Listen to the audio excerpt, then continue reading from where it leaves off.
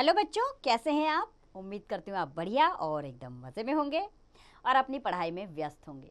तो चलिए आपकी पढ़ाई को थोड़ा और आगे बढ़ाते हैं और आज पढ़ने वाले हैं हम भक्ति भाव। इसके अंदर हम काव्य पद पढ़ेंगे। तो बच्चों, प्रस्तुत पाठ में रैदास, मीराबाई और रसखान के भक्ति पद संकलित किए गए हैं। भक्ति काल हिंदी साहित्य के स्वर्ण युग के रूप में माना जाता है।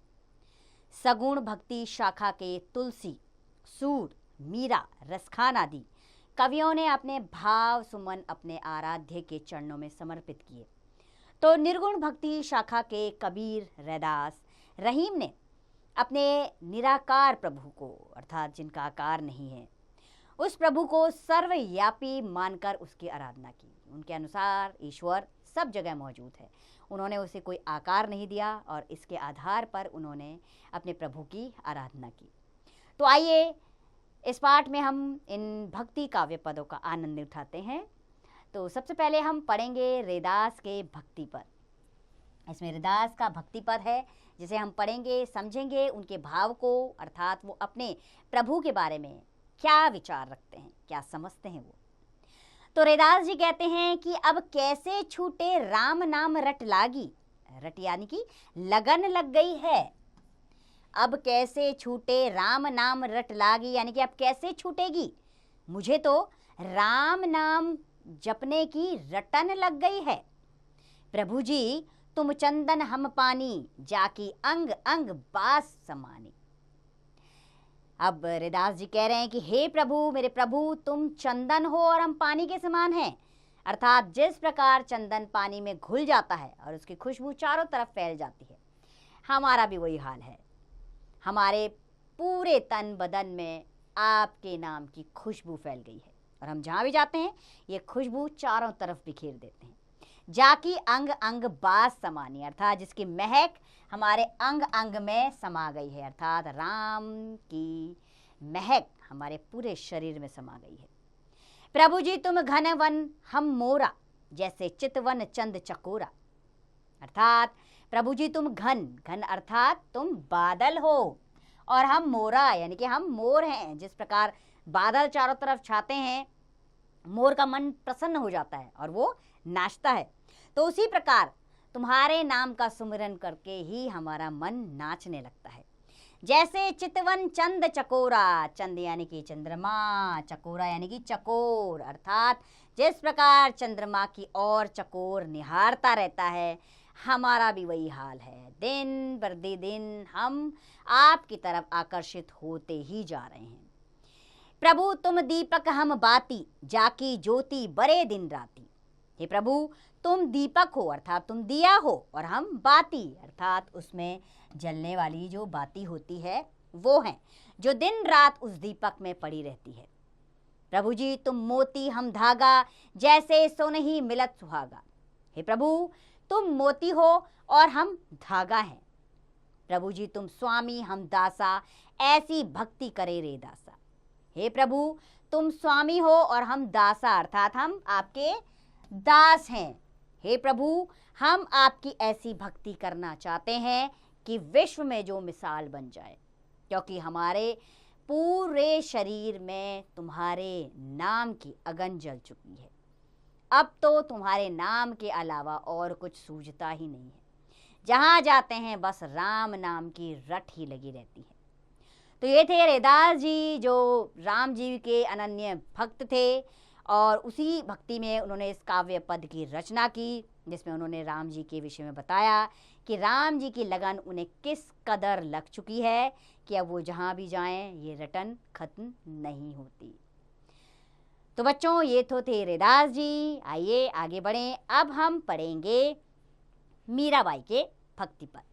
इसमें मीराबाई का भी भक्ति पद है। मीराबाई जो श्री कृष्ण की अनन्या भक्तन मानी जाती थी, तो उन्होंने क्या कहा श्री कृष्ण के विषय में वो जानते हैं कि पायो जी मैंने राम रतन धन पायो। इसको आप गीत के आकार में भी गा सकते हैं, जैसे कि पायो जी मैंने राम रतन धन पायो। आप इसको इस तरह गीत के अंदाज में गाइए, बहुत ही मधुर लगता है। वस्तु अमोलक दी मेरे सतगुरु, कृपा करे अपनायो पायो जी मैंने, राम रतन धन पायो। तो बच्चों, इन पंक्तियों में मीराबाई जी कह रही हैं कि मैंने तो राम रतन नाम का धन पा लिया है।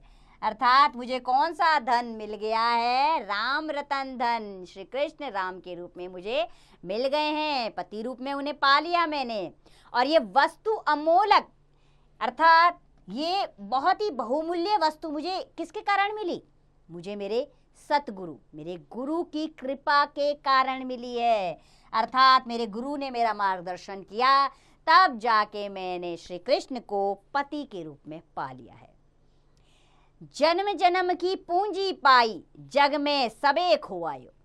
जन्म जन्म की पूंजी पाई, जग में सभी खोवायो पायो जी मैंने, राम रतन धन पायो।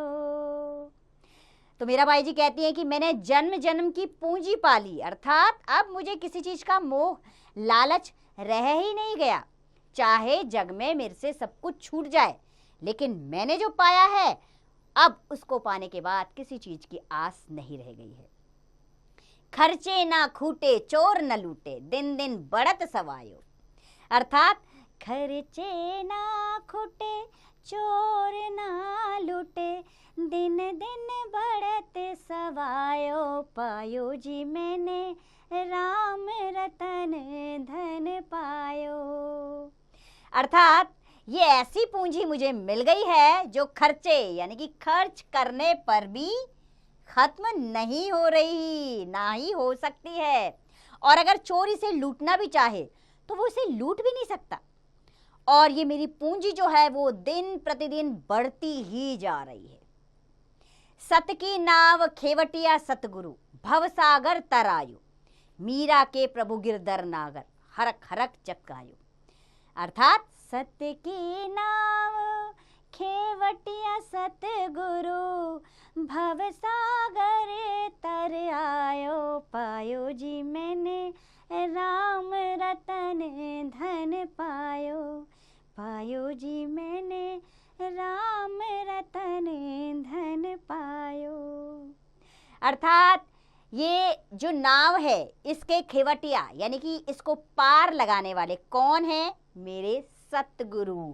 खेवटिया यानी कि खेवट जिसे कहते हैं, पार लगाने वाले कौन है? मेरे सतगुरु। अर्थात मेरे सतगुरु ने मेरे इस जीवन में मेरा मार्गदर्शन किया, तभी मुझे श्री कृष्ण पति के रूप में प्राप्त हुए। मैं भवसागर यानी कि विशाल महासागर को भी तर आई हूं। अर्थात अब जीवन में कोई लोभ माया रह ही नहीं गई। तो मीराबाई कह रही है मीरा के तो प्रभु गिरधर नारक हैं जो हर जगह बसे हुए हैं, उसके रोम रोम में हर तरफ श्री कृष्ण बसे हुए हैं। उन्होंने श्री कृष्ण को अपने पति के रूप में स्वीकार कर लिया है। अब मीराबाई का कहना है कि अब मुझे किसी चीज की इच्छा इस जीवन में नहीं रह गई है, क्योंकि मैंने तो ऐसा अनमोल धन पा लिया है जो खर्च नहीं हो सकता, नहीं चोर उसे चुरा सकता है, जो दिनों दिन बढ़ता ही जा रहा है। और मैं अपने प्रभु की भक्ति में ऐसी रम गई हूँ कि अब मुझे दीन दुनिया की लाज की भी परवाह नहीं। मेरे बारे में कोई कुछ भी कहे, लेकिन अब मैं प्रभु की भक्ति में लीन हो चुकी हूँ।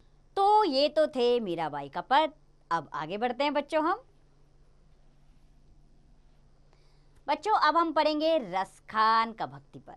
क्या कहते हैं रसखान? आइए जान लेते हैं। तो रसखान जी कहते हैं, या लकुटी अरु कमरिया पर राजतिहु पुर को तजी डारो, आठों सीधी नवो निधि को सुख, नंद के गाँव चराए बिसारो। रसखानी कबो इन आखिन सो, ब्रज के बन बाग तार निहारो, कोटिक हो कल धोम के धाम, करील के कुंजन उपरी वारो। तो रसखान जी कहते हैं, अपनी भक्ति दर्शाते वो कहते हैं कि लकुटी अरु कमरिया पर, कि अगर मुझे वो लकड़ी और वो कंबल मिल जाए जिसे श्री कृष्ण दी धारण करते हैं, तो मैं तीनों लोगों का राज भी त्यागने को, तिहु यानी कि त्यागने को तैयार हूँ, अगर मुझे वो लकड़ी और वो कंबल मिल जाएं जिसे श्री कृष्ण जी धारण करते थे। आठों सिद्धि नवो निधि को सुख, मैं आठों सिद्धि और नौ निधियों का सुख त्यागने को भी तैयार हूं, अगर मुझे नंद की गाय चरायो बिसारो यानी कि गाय चराने का मौका मिल जाए तो मैं आठों सिद्धियां और नौ निधियों को भी का सुख त्यागने के लिए तैयार हूं। रसखानी कबो इन आंखों सो, रसखान जी कहते हैं कि कब इन आंखों से मैं ब्रज के वन बाग तड़ाग निहारो, कब मुझे मौका मिलेगा इन आंखों से मैं ब्रज के वन यानी कि वन, बाग बगीचे और तड़ांग यानी कि तालाब निहारूंगा, निहारो यानी निहारूंगा, कब मुझे ये मौका मिलेगा कि इन आंखों से मैं ब्रज के वन बाग और उनके तालाब को निहारूं। कोटिक हो कल धोम के धाम, करील के कुंजन उपरी वारो, वो कह रहे हैं कि मैं करील के कुंजन पर सब कुछ त्यागने को तैयार हूं, यानी करील के कुंजन यानी कि वहां की झाड़ियां, उन पर सब कुछ त्यागने को तैयार हूं जहां पर श्री कृष्ण जी रहा करते थे, उनके आसपास वो अपनी लीलाएं किया करते थे, उन झाड़ियों के ऊपर भी मैं सब कुछ ये जीवन ही वारने को तैयार हूं, ऐसा रसखान जी ने कहा। भक्ति रूप रसखान जी जो श्री कृष्ण के अनन्य भक्त थे, उनके अनुसार वो श्री कृष्ण की भक्ति में ऐसे डूबे हुए हैं कि उन्हें हर समय श्री कृष्ण की बाल लीलाएं याद आती हैं, उनका समय याद आता है और वो सोचते हैं कि मुझे वो सब चीज़ें देखने को कब मिलेंगी। तो बच्चों, ये थे रसखान जी। अभी हमने रैदास, मीराबाई और रसखान जी के भक्ति पद पढ़े। आइए एक बार कवि परिचय भी ले लेते हैं। तो सबसे पहले जानेंगे हम कवि रैदास जी के विषय में। तो बच्चों, कवि रैदास का जन्म 1388 ईस्वी में वाराणसी में हुआ था। वे संत रविदास के नाम से भी जाने जाते हैं। वे मोची का काम करते हुए ईश्वर भक्ति के भजन गाया करते थे। मूर्ति पूजा, तीर्थ यात्रा जैसे दिखावों में वे विश्वास नहीं करते थे। इस प्रकार के बाह्य आडंबरों से वे दूर रहते थे। ऐसे आडंबरों में विश्वास ना करने से संबंधित रैदास के 40 पद सिखों के पवित्र ग्रंथ गुरु ग्रंथ साहिब में सम्मिलित किए गए हैं। इनका निर्माण सन 1518 ईस्वी में वाराणसी में हुआ था। अब जानेंगे हम मीराबाई का परिचय। तो श्री कृष्ण की परम साधिका मीराबाई का जन्म संवत 1573 ईस्वी में जोधपुरा में चौकड़ी नामक गांव में हुआ था। आप बचपन से ही कृष्ण भक्ति में डूबी रहती थी। इनका विवाह चित्तौड़ के महाराजा सांगा के बड़े सुपुत्र भोजराज के साथ हुआ था। बचपन से ही श्री कृष्ण की भक्ति में लीन रहने वाली मीरा अपने घर बार राज परिवार छोड़कर साधु संतों की संगति में कृष्ण भक्ति के गीत गाने लगी। इनके गीत विभिन्न राग रागनियों में आबाद होकर कृष्ण के भजनों के रूप में आज भी गाए जाते हैं। अब हम लेंगे बच्चों रसखान जी का कवि परिचय। तो बच्चों, प्रसिद्ध कृष्ण भक्त कवि रसखान का जन्म सन 1548 ईस्वी में हुआ माना जाता है। उनका मूल नाम सैयद इब्राहिम था। वे दिल्ली के आसपास के रहने वाले थे। वे श्री कृष्ण के अनन्य भक्त थे। श्री कृष्ण का दर्शन पाने के लिए वे बार बार ब्रजभूमि पर जन्म लेना चाहते थे। प्रेम वाटिका और सुजान रसखान की उनकी प्रमुख रचनाएं हैं। रसखान रचनावली के नाम से उनकी रचनाओं का संग्रह मिलता है। उनके काव्य में कृष्ण की रूप माधुरी, ब्रज महिमा, राधा कृष्ण की प्रेम लीलाओं का मनोहर वर्णन मिलता है। बच्चों, उनकी मृत्यु सन 1628 ईस्वी में हुई। तो ये तो थे भक्ति पद जो हमने इस अध्याय के माध्यम से आपके समक्ष रखे, जिसमें भक्त जो है वो अपने प्रभु की रटन लगाए हुए घूम रहा है। हर जगह उसे केवल प्रभु ही दिखाई देते हैं। अपने प्रभु राम श्री कृष्ण उनकी भक्ति में डूबे हुए हैं। इस तरह के भक्ति भक्त आपके समक्ष आए। तो बच्चों, जिस तरह की रचनाएं आपके समक्ष आई हैं उससे आप भी प्रेरित हुए होंगे कि किस तरह के व्यक्तित्व थे ये, जिन्होंने अपना जीवन प्रभु की भक्ति में लगा दिया और एक अनमोल जीवन जिया। एक बहुत ही सुंदर जीवन जिया। तो प्रभु की भक्ति हमें सद्मार्ग दिखाती है, अच्छे मार्ग की ओर अग्रसर करती है। इसलिए ईश्वर में आस्था जरूर रखनी चाहिए, जरूर रखें ईश्वर में आस्था, उनका सुमिरन करें। देखिए जीवन में हर कार्य साकार होगा। परिश्रम तो करना ही है, ईश्वर के भरोसे नहीं बैठ सकते। ईश्वर ये नहीं कहता कि कर्म ना करो और केवल मेरा ही सुमिरन करो, वो कहता है कर्म करो और मैं तो साथ हूँ ही।